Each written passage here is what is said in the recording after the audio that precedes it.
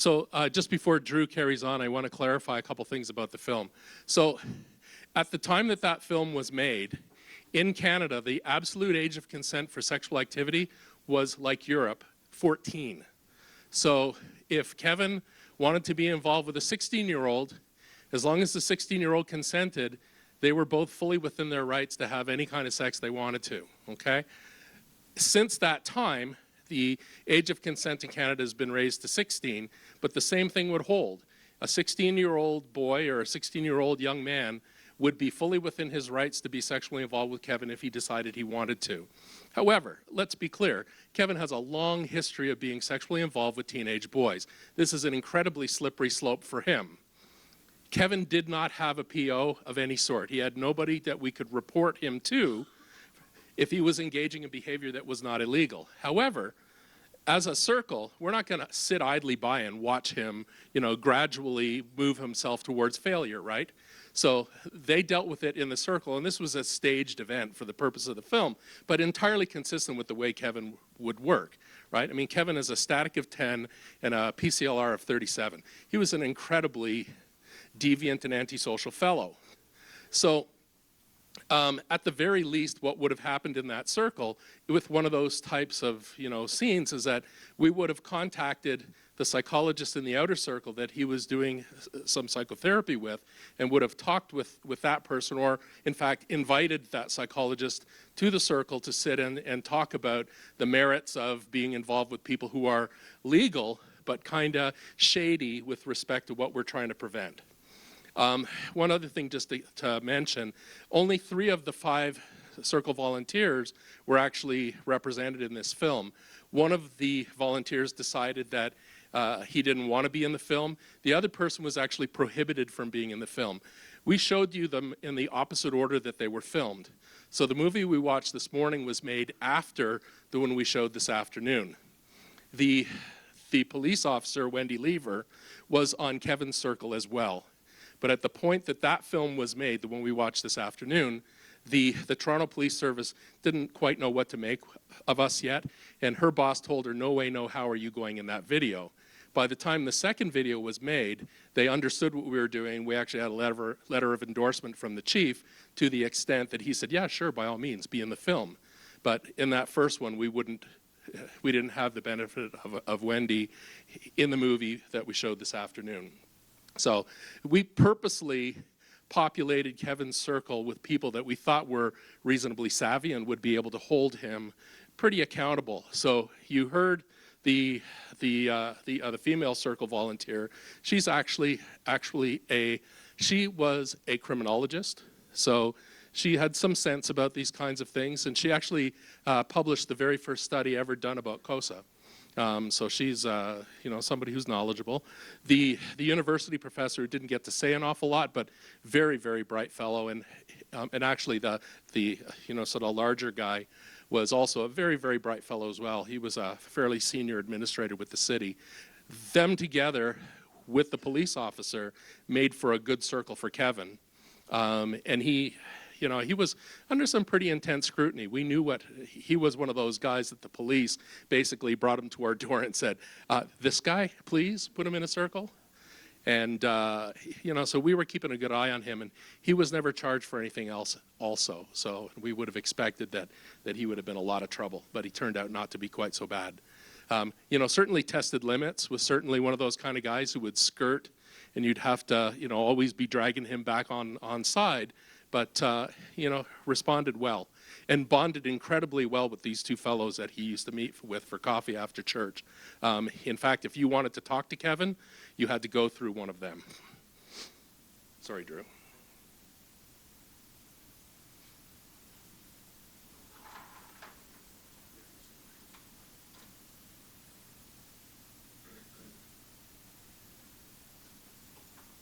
Okay, so we are a little, quite a bit behind actually. I'm going to click through some slides here in your packs. If you're following your packs, we're going to, you already have this in Brenda. We're going to skip past that. We had talked about what about volunteers? This is where the issue really comes in terms of who's going to be on a circle of support, what sort of person is going to be on a circle of support. I don't know that we're numbered in our slides.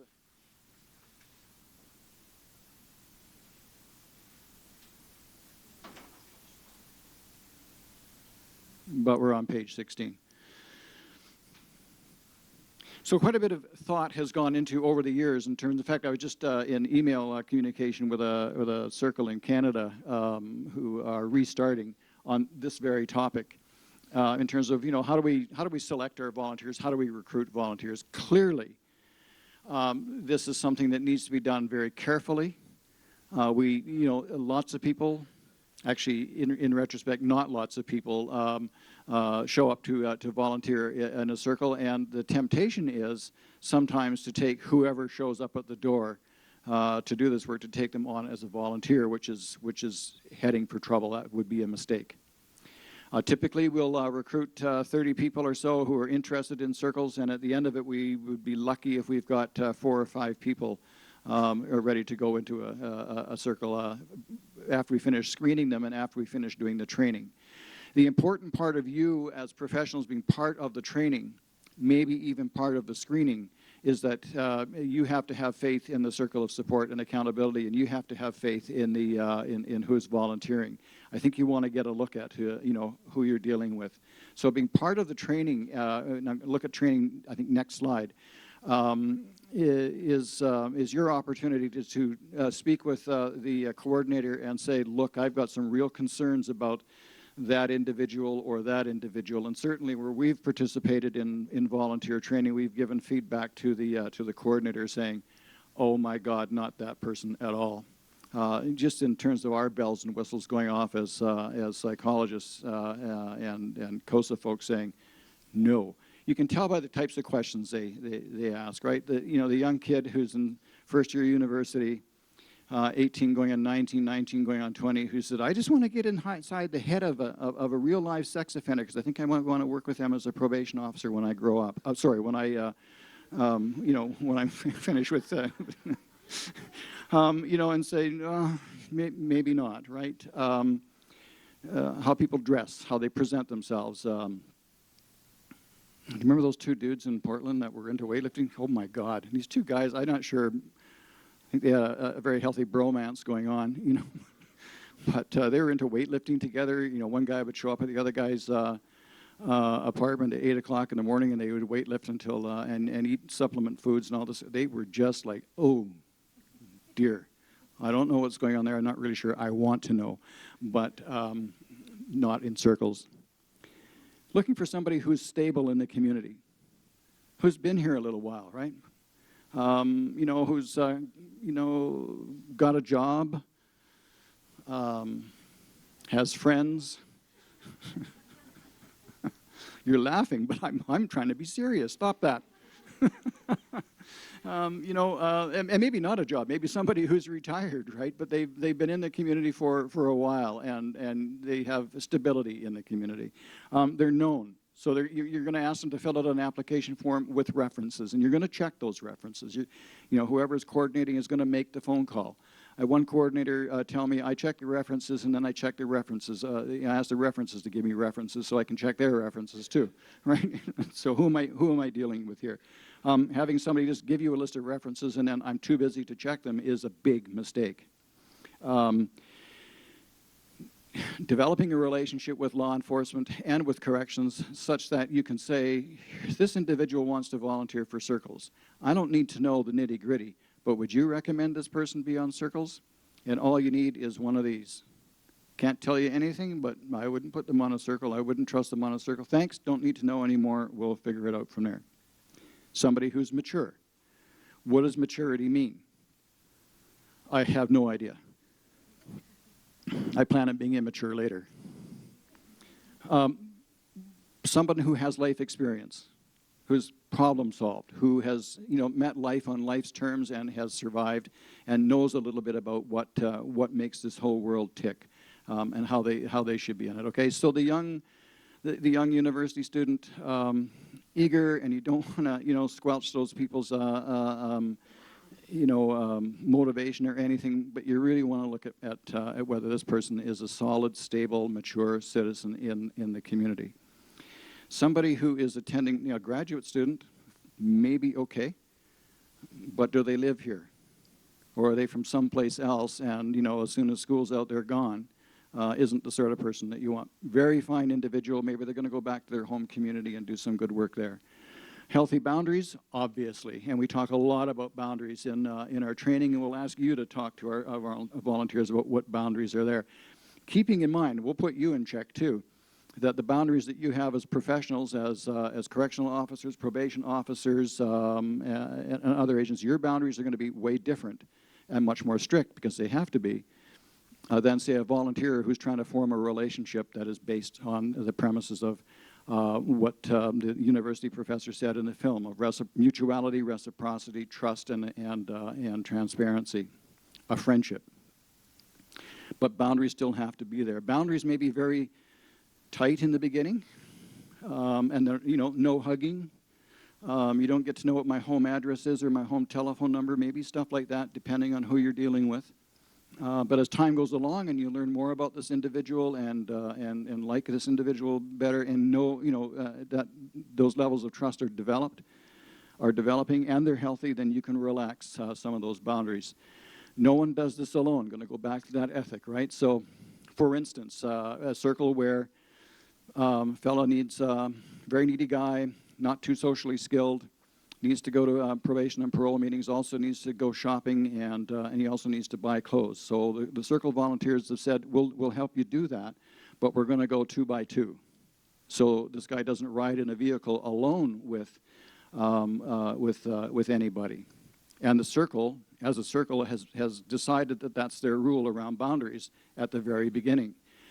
3 months later, very mature, very reliable, very smart female volunteer says, look, I don't have any problems with Randy being in my car alone. I just don't have a problem with that. So I would like to be able to take him shopping, etc., without having anybody else there necessary. You can come, but I don't need you to be there if you don't want to. So what happens in that sort of a situation is that's put back to the Circle. And we go around the Circle and ask everybody, including the core member, how do you feel about this? The Circle needs to, act with one voice and decide by means of consensus, making consensus building, whether this is okay for her or whether it's not okay because it means that the rest of us who aren't as comfortable with Randy as you are then are going to be under pressure to drive him around alone in our vehicles. And if they arrive at that decision, everybody lives by it. If they say, okay, well, that's fine, you can do that as long as you're sure. And they may consult with the coordinator, and they may consult with the advisory committee to make sure that this is a safe decision. That's an actual case that happened. She was allowed to transport him individually, but she had to phone in when she picked him up, and she had to phone in when she dropped him off. Volunteers have to be available for the work, right? One of the things that you heard in the film was that you're not going to tell a person what the standards are, but you're going to articulate moral values, such as showing up. There was a few others that he mentioned. I can't remember what they all were, but one of them was that I always click to is show up. Half of our success in life is built simply by showing up, right? And you're modeling behavior. I was talking to a fellow here. I can't find you. One of the things that happens in circles is you're modeling good behavior. You're modeling pro-social behavior. It's one of the strongest tools that we have as a society in terms of getting behavior to a place where, with our children, with our teenagers, and with our core members, and with our friendship group, is to model good behavior. So that person has to be available for the work. In other words, if there's a meeting on a Wednesday night, they have to be there. If they're going to meet the guy for coffee on Saturday morning, they have to be there at the time appointed, right? And hold him accountable, and they can also be held accountable if they don't show up or if they're late, etc. So the person is involved in so many things that they're not sure they can make all the meetings. Is, you know, let's take a pass, or let's find another role for you within the Circles organization. Maybe there's phoning to be done, maybe there's envelopes to be stuffed, maybe there are other things you can do. But if you can't make all of the meetings, or 98% of them, then because you're too busy, then this isn't the work for you. And a balance in lifestyle and viewpoint. And what we look for in people who are volunteering is that, you know, looking at a core member, so there's a couple of like, I think the young woman in the video was saying, you know, I want to make sure that I hold him accountable. Well, that's fine, but you can get people who really yaw too much in that direction. That SOB is going to be held accountable by me and anybody else who's on the circle, damn it, or I'll want to know why. Because he caused a lot of damage, and I don't want him to ever cause that damage again, so I'm not going to let him away with anything. Versus the person who said, oh, he's a poor guy, I mean, look at him, you know, like he was assaulted when he was a kid. He had you know, all those what we call adverse childhood experiences. I had a shitty family, man, you know, and look what that correctional system did to him, right? They really beat him up. And his probation officer or parole officer, what a prick that individual is, right? You know, I'd be angry too, right? Okay? By the way, we tell our volunteers you should not ever speak badly of the correctional system or police officers or probation officers. You know, even if there is something that seems to be askew. They represent society, they represent the law as it applies to you, and you have to respect that. If there's a problem, we'll help you solve the problem in a pro-social way, right? If your probation officer is being unreasonable, let's arrange a meeting. There may be reasons why he or she is being that unreasonable. So somebody can hold both viewpoints in balance. There are victims, and there's been horrible behavior by this person. Yes, this person has also damaged goods and may have some needs of his own, like trauma, etc. Yes, but holding those two things in the balance without yawing too farther in one. And sometimes you'll see that in a circle where you get somebody who says, like Carla in the film there, I'm going to hold him accountable, that's her role, and I'm going to help him, you know, deal with Carla and explain things in a way that he can actually understand it, like Roy did. You know, so you get that balance in the circle going around, and it may circulate. Any questions? Observations? Anything you would add to this list? Everybody still awake? Hello? Is anybody out there? Topics of training. Now, this is not an exhaustive list at all, and we'll add to this list or subtract from this list sometimes depending on the needs of a particular core member, or in terms of what our volunteers say, I need to know. In working with Randy, I need to know some things about what is a high PCLR score of 37 or something like that. What does that really mean? What does that mean for me? What kind of behavior am I going to see? Could someone come and talk to us about that? But initially, at least, we're going to talk about how does the criminal justice system work here, this town, this state. Lots of people, and you know this, you know, have no clue what you do in your profession or why you do it. This is your opportunity for outreach to the community, to talk about what you do as a treatment provider, to talk about what you do as a police officer, as a sheriff, you know, as a probation and parole officer. This is what we do, and here's why we do it, and these are the, you know, the rules that we have to follow. What about restorative justice? Circles of Support is based on the principles of restorative justice. We have a whole little slide presentation on what that means for our volunteers and what restorative justice is and what it isn't, what it is not. What about the needs of survivors of sexual assault? Keeping in mind that our core member may be one. But we would ask those who work with victims and survivors to come and talk to our volunteers about the needs of people who have survived sexual assault. What does that look like? What's their life like? How do they put up with it? We had a guy in a circle once who was just belly aching like crazy about how tough his life was after jail, and you know how he couldn't get or hold a job, and no one wanted to talk to him, and just going on and on and on and on and on. Right? He had assaulted just about every female member in his family below the age of 12.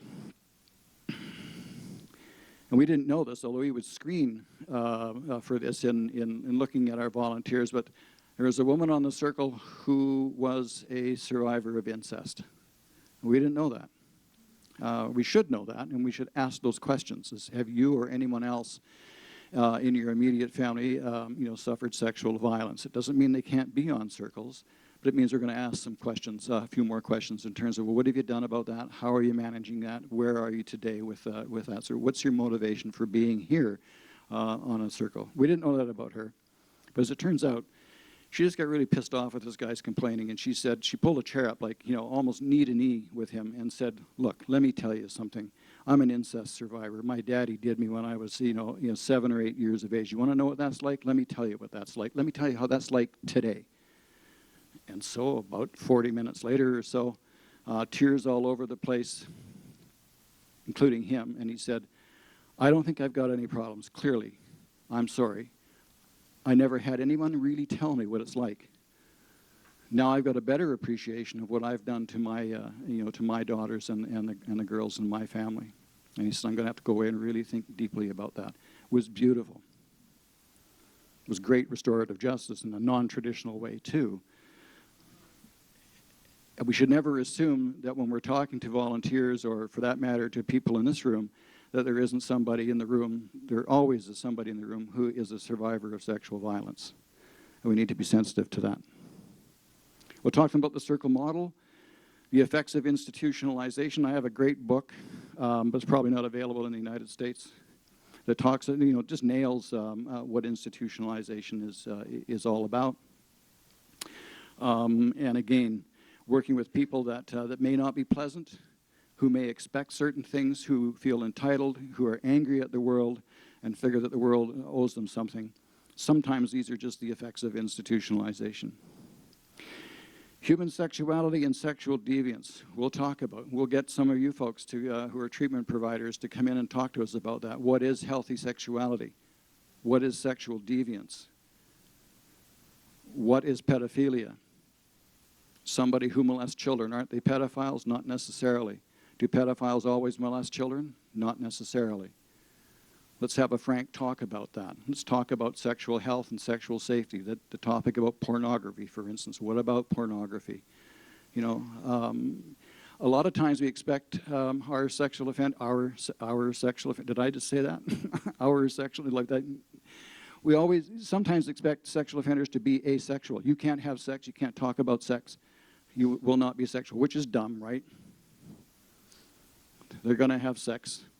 They're going to be sexual. They are sexual beings just like the rest of us. So let's talk about what sexual health is, and we're going to rely on you folks to talk to our volunteers about what that looks like. We aren't going to, I've worked with volunteers, particularly from the faith community, or some faith communities, who say, do we really have to talk about that? Sex? Do you have to talk about sex? Geez, yes. That's part of the problem, stupid. It must be after 3, that's when your empathy drops, right? Yeah. Talk about risk assessment. What does that look? What does a risk assessment entail? And again, we're asking you folks to help us with that. Borders and boundaries, there it is again. Conflict resolution, what that looks like, keeping in mind that conflict builds community as much as peacemaking does. Group dynamics, substance abuse, and impulse control. Those are some of the things that our volunteers are exposed to. Not so they can become you, or like you even, but so that they're aware, as Robin was saying, they have an awareness, a consciousness, a mindfulness about some of the issues that are floating around in the room when you're talking about what did you do today. Building group cohesion, circle functions, crisis response, and preparing for critical incident stress. What happens if your core member reoffends? Is that your fault as a volunteer? If he decides to do something that puts him back in jail or creates another victim, we'll talk to our folks about that. Working with correctional officials, police, news media, and other community professionals, and having you present in your capacities to talk to our folks really helps. Needs assessment. So what are this person's needs? Both his criminogenic needs and his everyday, I need to get a pair of jeans needs. What a court, building a covenant. What is a covenant? We have a day-long training on covenant making. By the way, when we offer volunteer training, you're all invited. If you want to come and see what it looks like, if you want to participate in it, if you want to make sure it is what we're saying it is, you can come. court orders closing a circle, and other topics as necessary, like mental health issues, fetal alcohol spectrum disorder, schizophrenia, bipolar disorder, Tourette's syndrome. I just realized, just was told the other day that a kid across the street who's about 17 has Tourette's. Here, I thought he was just calling me names. So some of those things, and your volunteers are encouraged to say, if you think that you need training on something, you're bumping into stuff that you don't know anything about, it's confusing, ask.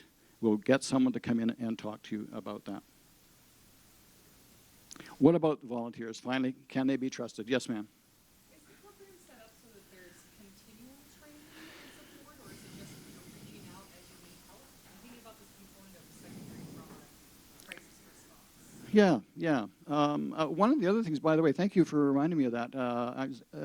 One of the things we'll talk about is secondary trauma or vicarious trauma. You're talking about, we're talking here about sexual assault, and you go home at the end of the day, right? And what if that has affected you and you don't know it, right? Not tonight, honey. Maybe not ever. You know, and that's happened in some of our circles. You know, we have to be very sensitive to the fact that some of the information we're giving is going to harm people. Training is, as Robin was describing earlier, is set up so that we have that core training, most of which I've just shown you, followed by sort of a continuing education model. So we have planned, we'll go over some of the stuff if we figure that, you know, in observing the circle that that part of the training apparently didn't take. We should redo that training. Like around boundaries and stuff like that, we'll redo it, and also by request. So the idea is continuing to educate ourselves about what it is we're dealing with. Why is Kevin such an asshole? You know, and there's all these opportunities and he just won't take them. What is that, right? So maybe we need to talk to somebody about assholedness and crime. If anybody's doing a thesis, there's one.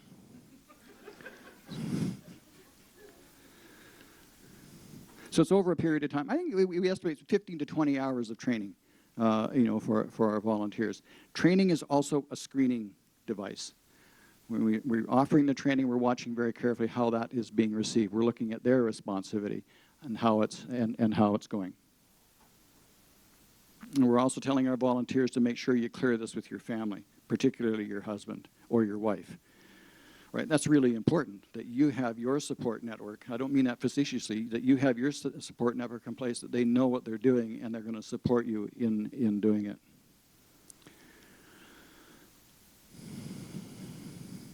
So can volunteers be trusted?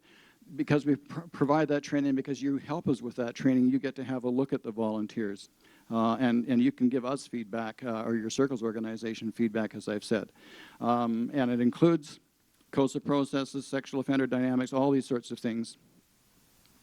They include professionally provided information, probation requirements, registry requirements, maintaining safe and appropriate boundaries. That's all there, and we really want you to be close to that and look at it. We've evaluated Circles, and of course, one of the things that we look at are volunteers and how they evaluate. This is from Vermont's evaluation. About the no secrets. No, I haven't told you about no secrets, but within Circles, you know, if the core member is coming to me as a volunteer and says, you know, I have a kid that moved in next door, or I met this girlfriend and I don't know how to, you know, talk to her about my past, or even if I need to, or at what point do I do that, or how do I tell my probation officer I'm in a relationship. That's not something I'm going to keep from the rest of the circle. You know, I don't want you to tell anybody because I'm not sure about it, so could you just sort of like keep that secret for now? I mean, maybe we'll get around to talking about it in the full circle later on. They know coming in that isn't on. That's never going to happen. That when we talk about what we talk about, you and I, the core member and me, that's going to the circle, the full circle. There's confidentiality in terms of what goes on in the circle stays in the circle. But it's not like Vegas. There are things that go on that actually do need to be talked about, you know, with probation and parole officers in your family and stuff like that. But if it doesn't need to be, you know, like I'm feeling depressed, or I'm feeling, I don't know how to meet women. I don't know what women want. Women scare me. How do I tell, my girlfriend that I've got an offense against a child, and yet I really think she's so cool, and I really want to, take her out for? How do I deal with that? That is not necessarily something that needs to go to the probation officer. That can stay in the circle. I met this girl, and we had a great time, and I'm going to date her again. She's got an 8-year-old child, and I've got child sex offenses on my record. That's not something that can stay in the circle. That has to move outside of that. And you know as well as I do, that's not necessarily a no-fly zone, but there's going to be, we need to help manage that situation as best we can, and you know all about how to do that. So secrets and confidentiality are two different things. No secrets, but there may be an expectation of confidentiality, but confidentiality has its limits as well in the circle. So the theme that emerged repeatedly, according to the Vermont evaluation, was that the circle volunteers have no secrets from one another or from the Corps member's probation officer, something that was emphasized in the COSA training and the signed covenant among its participants. Out of 20 Corps members, that's former offenders or current offenders, only one expressed some resentment about the level of intrusion into and the communication about his behavior. So that's pretty good. I don't know if you picked up on it in the film. It goes back to a question that was asked earlier. Kevin said something that actually is quite profound, I think, if we think about it. I don't want to go back to jail. I'm deeply attracted to teenage boys, and all I can see is teenage boys. That's the dilemma that you'll find with a lot of guys, who have been convicted of sexual offenses or out on the street. I'm not sure I can do this.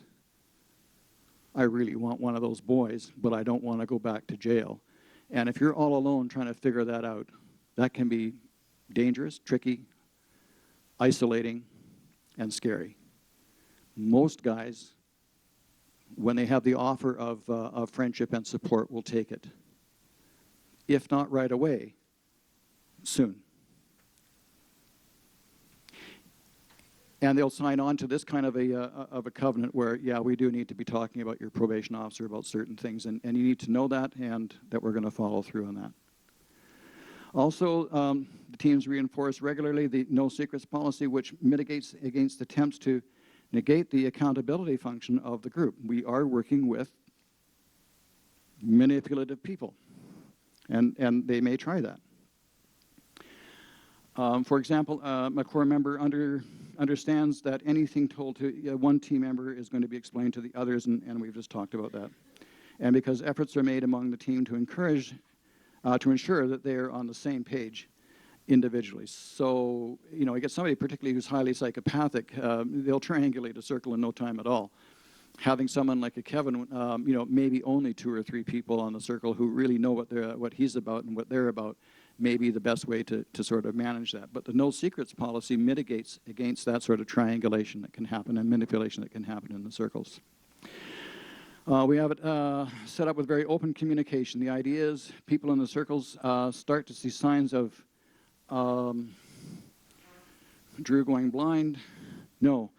Start to see signs in me, the Corps member, that something is going on. The whole concept with me now is that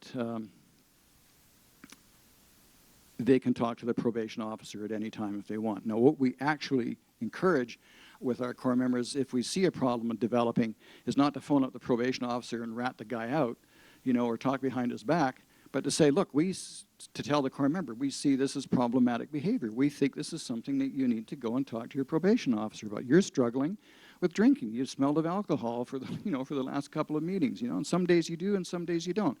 Admit it. You're struggling with drinking, aren't you? Yeah, I am. I think I'm an alcoholic. I don't know. Why don't we go talk to your probation officer and see if there's something that she can help you out with? Yeah, she's going to send me to jail, or he's going to send me back to jail. I don't think so. Maybe there's a program. Maybe there's some money for treatment. I don't know. Let's just go say, I'm struggling and I need help. How many probation officers are here? How many of you would send a guy back to jail if he said, I need help? That's what we encourage. None, for those of you who didn't look. That's what we're encouraging in this concept, that's what we're encouraging our core member to do, to know when it's appropriate to ask for help. And you'll be here to, how will you know it's working? Because you'll hear this stuff. You'll hear this a lot.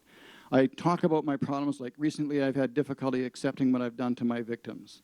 So this allows me an outlet to listen and to ask questions. I feel like I can get to the next step because I can talk to them, just somebody to talk to.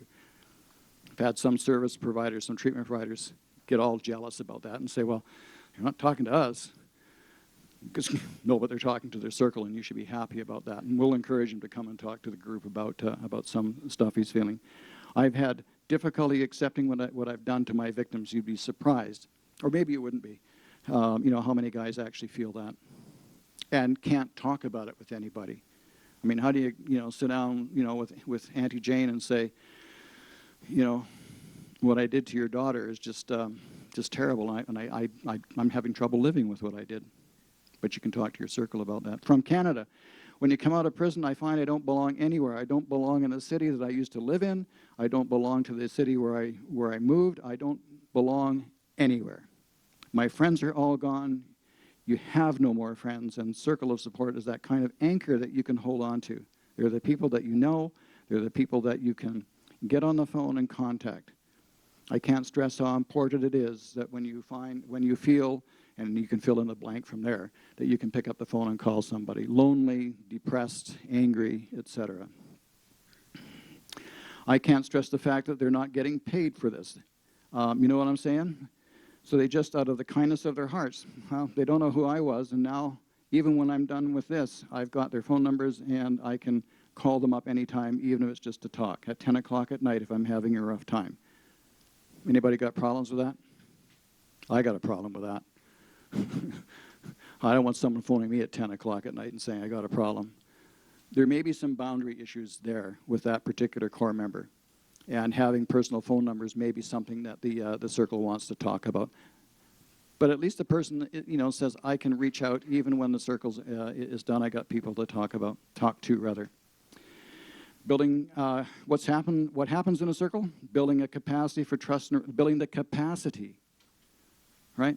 Some guys just don't have the capacity yet, to develop trust and friendship, suspicious of trust, suspicious of friendship.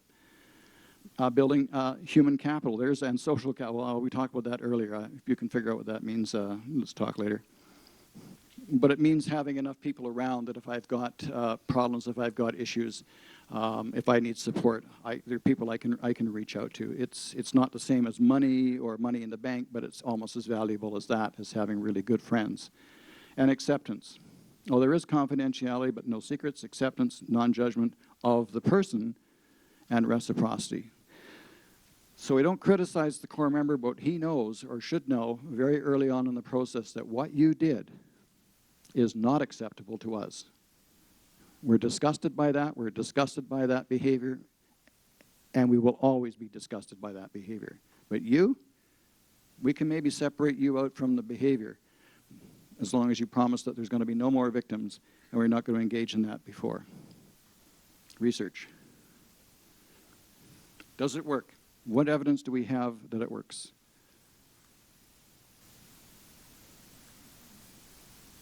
So, any questions at this point? Okay, so let's talk a bit about what we know from the research about circles of support and accountability and what the research findings tell us. So, do circles work? We know that circles of support are highly informed by the risk-need responsivity model, but I would say fully compliant, right? When you think about it, who are we targeting? High-risk, high-need individuals, people who need an intensive intervention, right? This is a very novel approach. It's not the sort of traditional, kind of probation and treatment-oriented approach. Not that it can't exist simultaneously with those, but the idea here is that often, and actually when circles first started in Canada, the sorts of guys we were targeting were the kind of guys like the Kevins and the Rays and the Charlies who, but for COSA, were going to get nothing. And I think, that's an important thing to let resonate in your head. They were going to get nothing. They were walking out of the prison, extremely high risk, extremely high need guys, no umbrella, no probation officer, no parole officer. The only people who were there who would be, largely responsible for, managing that risk would be police in their sort of traditional role. Somebody does something bad, it gets reported, they charge the individual, do the arrest, go through that whole process. If they're just happen to be on the same street corner as the guy's about to grab the kid, they can intervene, but that's expecting an awful lot of our police officers, right? I've had the opportunity in my life to work with some really tremendous law enforcement officers, but I can tell you, not a single one of them has a Superman suit under their uniform. We need to make sure that there are other options available. And at the time that Circles was first initiated in Canada, the sorts of guys that we were targeting really would have had nobody, and I mean nobody. So intervening with those high-risk, high-need guys, that's in line with what the risk principle tells us we ought to do. In terms of how the circle functions, what to target. So there's that process of long discussions, identifying where issues may lie, reliance on outer circle professionals to assist us with risk assessments and those sorts of things, if that's the kind of stuff that needs to happen, so that the circle itself can focus on the areas that the core member is actually having difficulty in, right? So fully compliant with the need principle as well. The fact that this is an intentional community, this is a novel approach to engaging with someone, motivating people in that process of pro-social change, that's the essence of the responsivity principle, right? Making sure that people have the opportunity to succeed, making sure that there are reasonable safeguards, that there's a reasonable accountability structure, that there's that support, but not blind support that doesn't also take into consideration that when things are going wrong, you don't sit idly by and watch a guy fail, right? So in terms of the R&R model, at least as far as my mind is concerned, circles of support, fully compliant. So we've had a number of different evaluations. There have now been 4 published evaluations and one that hopefully will be published by Christmas. So we have 2 from Canada, 1 from Great Britain, 1 from the United States, that would be the Minnesota program, and Vermont. We're just going through our numbers again and just making sure everything's all perfectly aligned. That data analysis will be finished by the end of next week, and then we'll be submitting it for publication hopefully by the end of the month. Yeah, Andy in the way back.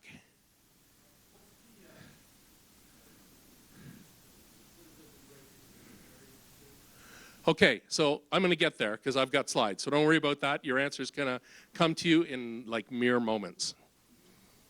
Okay, so I mentioned to you before that we did a kind of process evaluation in the first evaluation too. The idea of interviewing people and asking them about their experience, like when I went to see Charlie and he said he didn't have a circle. So what we found from that, interestingly, is that when we looked at the common themes that came out, if you didn't have a circle, right, asking the core members, if you didn't have a circle, what do you think would have happened? And interestingly, how many people here have had training in the stable and acute or the static 99, that sort of stuff? Okay, so about a third of you. Interestingly, without any coaching at all or without any training in static, stable, and acute, the core members fed back to us many of the same risk factors, like would have had difficulty adjusting. That sounds like general self-regulation, right? Had difficulty in my relationships with others, intimacy deficits, become isolated and lonely, again, more in the intimacy deficits, turn to alcohol or drugs. That's the kind of stuff we look for in the acute, or they would have reoffended, which our ultimate goal is to try to prevent them from doing so. So without any coaching, the core members gave it back to us in language that actually resonates with what we've been trained in as professionals. I just want to note one thing. I haven't got a slide on it, but I wanted to tell you that in that group of people, we interviewed 100 people who we didn't think would have, there was no good reason to believe they would know anything about COSA. And I'm going to focus on 2 questions.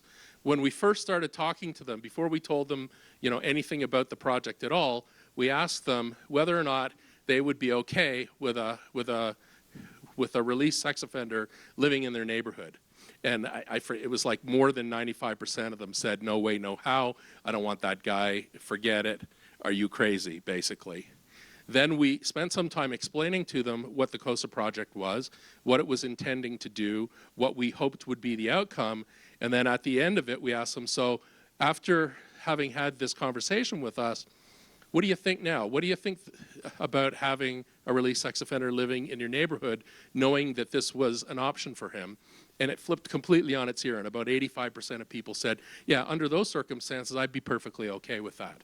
When you give people an opportunity to respond in a reasonable fashion, they do. And that's got a lot to do with the educational process and making sure that they understand what the options are as much as the offenders do. This is from our first study. So we published this in 2007. This is 2 groups of people. So we have, this is a match comparison design. Some criticism has been leveled at the Circles research stream in that we should be using a randomized controlled trial design. That's really difficult to do with community groups. It's not like we can say to the Mennonite Central Committee, oh, by the way, you have to do an RCT design, which means you're going to have to hire a statistician and make sure that you do a randomized selection of people. It just doesn't work that way. If you were in a project like the Minnesota project, where everything is top down, it's a lot more easy to do an RCT type evaluation, and they did.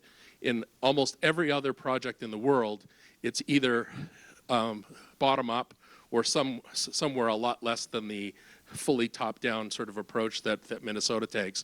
So we've tended to use these kind of quasi experimental designs with match control subjects.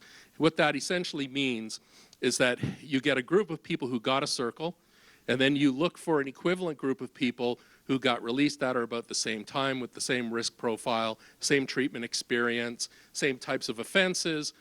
For all intents and purposes, we're trying to make sure that we're comparing apples to apples. The only difference between these two things being that this group of people got a circle and this group of people didn't. So to the extent that that's a somewhat imperfect sort of matching process, it depends on the size of the effects. So where you get large scale differences in rates of reoffending or post-release experience, you can say, if there were small differences, you would say, well, we don't know for sure that that's really got anything to do with the intervention. Where the differences are large scale, you can say so with a little more strength. In this first study, what we saw is we had 60 people in a circle matched to 60 people who were not in a circle. In terms of all of the demographic factors, with the exception of their score on the Razor, they were equivalent groups. Actually, the guys who were in circles were slightly higher risk. So you would expect, based on that basis, that they would have a slightly higher rate of reoffending if there's no difference between the two groups. What we did find is that over a relative period of follow-up of about 4.5 years, that the guys in a circle reoffended sexually 70% less often than did the guys in the control group. This is a pretty strong effect. It is actually statistically significant. So what we had was 3 out of 60 guys in circles reoffended versus 10 out of 60 guys in the control sample sexually reoffended. We also, in this first study, were able to compare them to the expected rate of reoffending based on their static 99 score. And what we found was that there was a significant difference between observed versus expected rates of reoffending based on the actuarial scale in the circles group, but not in the control sample, meaning that the people in the control sample reoffended at or about the same rate that we would have expected given their risk profile, whereas the guys in the circles group reoffended considerably less often than we would have expected given their risk profile. The other cool thing about this is that in the first study we had really good data because I was on site. I was actually able to go through the files of these guys and take a look at what had happened. In the 3 guys who sexually reoffended in the COSA group, there was a harm reduction effect to the extent that the reoffense was less severe and less invasive and less sort of qualitatively harmful than the offense that they had been in for previously. An example being one of the guys who sexually reoffended made an obscene phone call, whereas his previous offense that he had most recently been in prison for was a quite violent rape. So I mean, still sexually inappropriate conduct. He's still a failure, you know, in terms that he did sexually reoffend, but did so in a much less harmful way. So there's a harm reduction effect here that we did not observe in the control sample. In those guys in the control sample who sexually reoffended, they did so in more or less the same fashion that they had done previously. So this is our first sample, and this is from the South Central Ontario group. And basically, all you can say from this, because it's a small sample with a relatively short follow-up, all you can say from this is that something happened in South Central Ontario. It may be just because the people in Ontario are really cool and nice, and maybe that's the reason why the Circles Project worked there. So our next step was to try to see whether or not we could replicate these findings elsewhere in Canada. So our second study, published in 2009, I guess, was looking at Circles projects exclusive of the original pilot. So we're looking at stuff from coast to coast. We had some people from as far east as Halifax and some folks as far west as Vancouver. So we're talking about the lower mainland, British Columbia. And same sort of experimental design here. We've got what we call a match comparison design. So 44 guys in circles, 44 people matched to them who had same sorts of offending, same risk profile, same treatment experience, released at or about the same time. That's actually a pretty important risk factor, because how people survive in the community has a lot to do with what the community thinks about sex offenders at the time.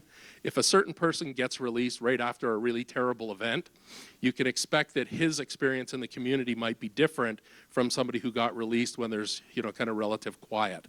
So we wanted to make sure that they were released to the same sort of community experience, so released at or about the same time. What we found is that 1 out of the 44 guys sexually reoffended within a follow-up period of about 3 years, whereas 6 people in the control sample sexually reoffended within about the same amount of time. The interesting thing here is that this is also statistically significant. This is, if we're looking at it in terms of percentage, 83% reduction in the rate of sexual reoffending between these two samples. Pretty powerful finding, I think. But again, small samples, short follow-up. One of the statistics I think is kind of interesting here is that if you look at the sheer number of charges that each group incurred, this group, the Circles group, over the time period incurred 17 charges, whereas the control sample incurred 73. So, you know, almost 5 times as many charges incurred by the control sample. So an awful lot more mayhem going on in that group than in the Circles group itself. So what can we say now? We've got 2 studies from Canada, both of which show some pretty promising results. Maybe all we can say here is that people from Canada are really nice and they work well with their sex offenders who may be completely different from everybody else's sex offenders. So at this point, we can't say an awful lot. We're referring to actual charges for new offending. Yes. So things that they could actually get a sentence for, not just like a, you know, drink when they weren't supposed to. Okay. So these are the 2 studies from Canada. This is actually the second study from Canada. Just shows you the, you know, differences. The blue rates of reoffending are the COSA group. The gray is the no circle group. You know, just sort of drives it home how large those effects are. Although again, to be fair, small samples, relatively short follow-up. So we move into the United States. As someone who's worked on both sides of the border, I've been here for a little over 9 years now, so I feel at times like I belong, but then I'll go and say something Canadian and I'll get kicked out again. One of the things that I've learned about Americans, you guys are a lovely people, but at times kind of maddening. You're stubborn buggers. Being the flea on the ass of the elephant, you know, us up in Canada, our population is about 1/10 of yours, and we end up eating more or less the same food. We watch the same television. We do a lot of things very, very similarly to you. We do some things different. We had our Tea Party Prime Minister before you had your Tea Party President, which I hope you don't, but, you know, whatever. So one of the things that I've noticed is that you're fiercely nationalistic, right? You're the most philanthropic nation on the planet. You are there to help whenever anybody asks for it, but you don't believe stuff unless you've done it yourself. So I could tell you about research from Canada till I was blue in the face. You don't believe it unless it was done in America, right? You know, because, yeah, but your sex offenders are different. Like, okay. So, you know, sort of a teeny bit off topic, I actually did that study. They're identical. I'm sorry, they're identical. But, so, thankfully, this smart guy, Grant Dewey from the state of Minnesota, decided that he would do an evaluation of their Circles project. And because he had the luxury to do so, he did a randomized controlled trial, basically meaning he gets a COSA, he doesn't, he gets a COSA, he doesn't. So it's completely randomized without any forethought or knowledge of who was going to get what. This is the best type of evaluation, but it's a really difficult thing to do when it comes to sex offender research. Anyhow, so he had 31 guys in a circle, 31 guys not. The follow-up period was about 2 years, so not long enough to show any significant differences in rates of sexual reoffending. Somewhat encouraging. There was one person in the study who did actually sexually reoffend. That person was in the control sample, not in the COSA group. But again, very, very small difference. It's very difficult to show that that's significant in any way. By the way, Grant will be publishing the update of that within the next year or so and tells us that he's now at a point where he can show significant differences between those groups. What he was able to do, though, is to look at some of the softer indicators of failure. So things like how often were people in a COSA rearrested versus those in the control sample? How often did they get, you know, sort of technical violations? How long were they sent back to prison for any reason? And in at least 3 of those 5, the differences were significant. One of the other things that Grant was able to do is a cost-benefit analysis. For every dollar spent on COSA in the state of Minnesota, how much payback did they get with respect to safety in the community? And for every dollar spent in Minnesota on Circles, the state got back $1.82 in safety. This is a pretty significant and a very decent, you know, sort of cost-benefit analysis that shows the benefit of having these sorts of interventions. So now we have a study from the United States. So we got 2 studies from Canada, 1 study from the US. So, I mean, that means that people, you know, from North America can generally do this. What happened to the Brits? Oh, there it is. Okay. So slides are a little bit out of order. I should have put them back. So Bates et al., this is the group from Circles UK. They did a 10-year retrospective, the same sort of match comparison design that I spoke about in the 2 Canadian studies. And looking at either contact, sexual, or violent reconvictions, they showed a 75% reduction between those 2 groups. If you look just at the sexual side of it, it's not quite as dramatic, but it's still a significant difference between the 2. So what we're finding is that same order of magnitude, stuff sort of hovers around that 70% in terms of the rates of reduction. Going back to Vermont here, so Vermont's data, the data here will be slightly different. We've just gone through and cleaned up the sample. There were some difficulties with some of the subjects, so our total N in each group is 131 now, so not greatly different, but these numbers that you see here are more or less in the same vein. So we're looking at whether or not they've been charged or convicted of a misdemeanor versus charged or convicted of a felony.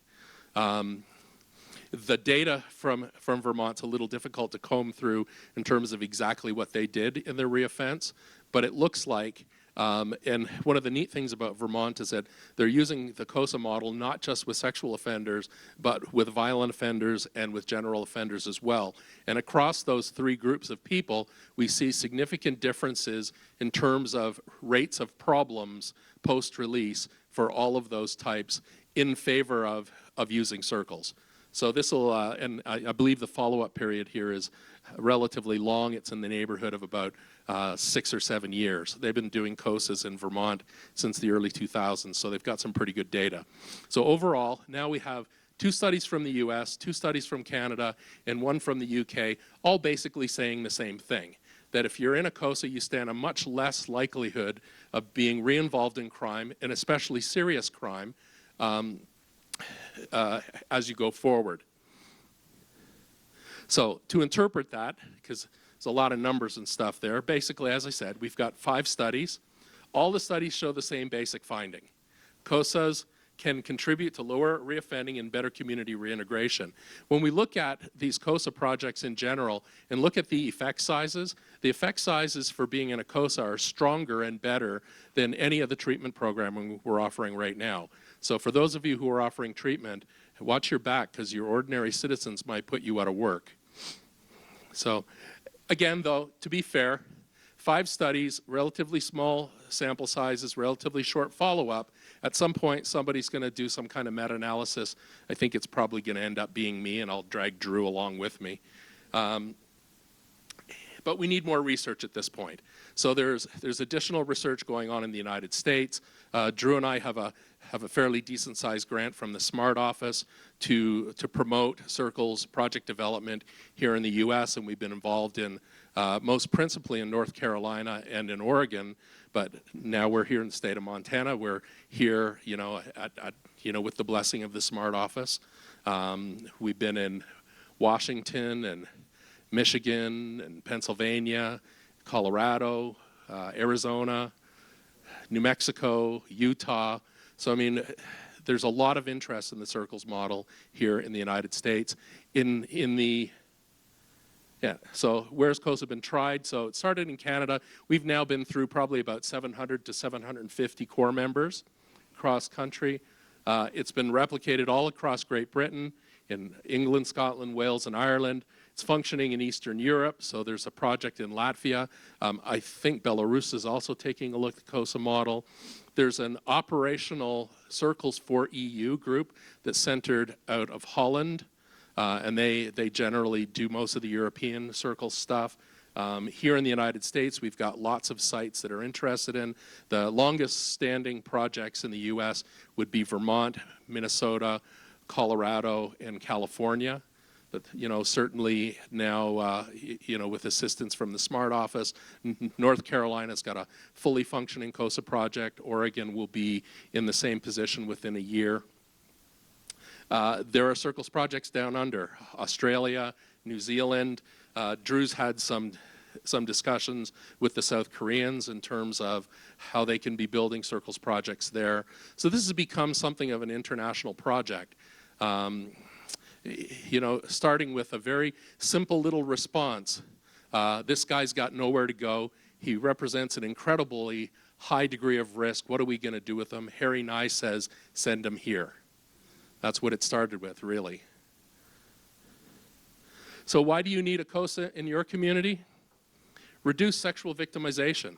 I've said 5 studies with short follow-up and relatively small sample sizes, but they all said the same thing. People in Circles did quite appreciably better than people not in Circles.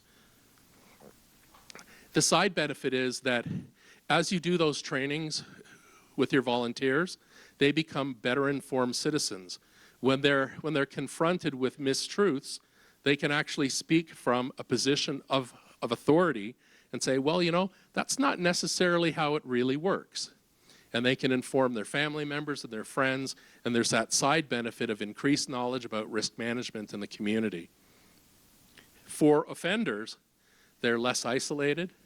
They've got an opportunity to interact with people who are going to point them in the right direction, who will actually back it up by following them as they do the right thing and patting them on the back and saying, hey, look at what you just did. The longest you've ever been out as an adult is 6 months. You just made 7. It's not huge, but it's definitely a step in the right direction, right? Celebrating those successes is what builds more success, okay? And it truly is, I think, that sort of human touch that fills the gap between that professionalization of justice and the opportunity to make it much more community driven. Drew and I are very fond of saying we need to put community back in community risk management. That's not to say that you folks don't have a role, or that police or probation or social service folks or treatment professionals, you all have a role. But we can't do it alone. We need to involve the greater community. And I would suggest to you that this is a very reasonable model for how to do that. It's theory driven. It's evidence based at this point. It's empirically supported. And if we do this, we'll do better overall. One of my good friends, John Brandt, from the state of Minnesota, said this. He wasn't specifically speaking about COSA, but it's applicable. If we all push past some inherent reticence that interferes with our ability to professionally speak up, we can each find a place at the table with other stakeholders who share our common goals of making society safer. If we use our knowledge and expertise to educate the public, inform our colleagues, and persuade policymakers that best practices should emanate from good science, we might not have to settle for incremental changes. We can help create new paradigms. I would suggest that circles of support and accountability is a new paradigm. Even though it's been around for 22 years now, there's still an awful lot of people who don't know very much about it. This is a great quote from the marvelous Margaret Mead. "Never doubt that a small group of thoughtful, committed citizens can change the world. Indeed, it's the only thing that ever has." Our contact details are here. Remember the lifetime guarantee. If you can't find me, Robin Wilson Sex, type it into Google or Bing. I'm the first 10 hits. Drew, I think, gets like quite a bit of hits on his name too. He's a lot more deviant than I am. He demonstrated that this afternoon. And on my website, there is a tab specifically for COSA, where most of the Circles papers that we've published are actually available. And if you want to look at links to other projects across the United States and the world, there's a lot of stuff there as well. We very much encourage people to get a hold of us. We tend to respond as quickly as we can, in spite of whatever Brenda said about us before we got here. We weren't trying to be difficult. We were just trying to make sure that we did this properly.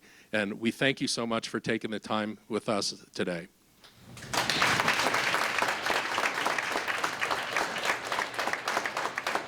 And with 20 seconds to spare. So we can have 13 seconds of questions. No, yes.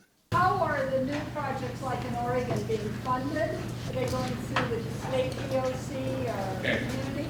The project in Oregon and the one in North Carolina responded to a request for proposals from the SMART office about 4 years ago. They were funded on that basis. In Colorado and Vermont, they got a significant amount of funding from the Second Chance Act, although they did so in a somewhat creative way, given that the US DOJ said that Second Chance Act monies couldn't be used for anything having to do with sex offenders. They managed to get around that somehow.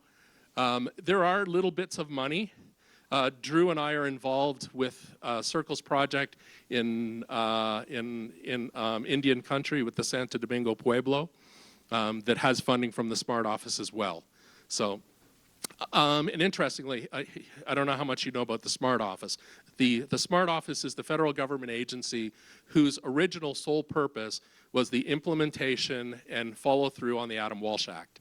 When they came out of the gates, they were very, very conservative, very stringent, and I would say not particularly smart. We're going to have to cut that part out for sure. They're our funder. But,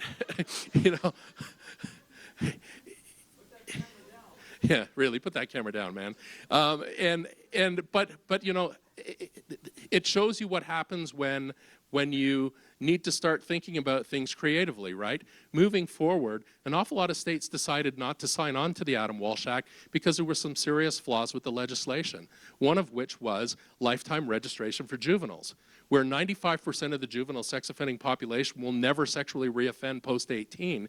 It doesn't make any sense to have them on any registry past a certain age. And in fact, there's very, very credible research to show that registration of juveniles for anything makes their lives incredibly worse, doesn't help in any way, shape, or form. So a lot of states said, yeah, thanks, but no thanks. We don't want that.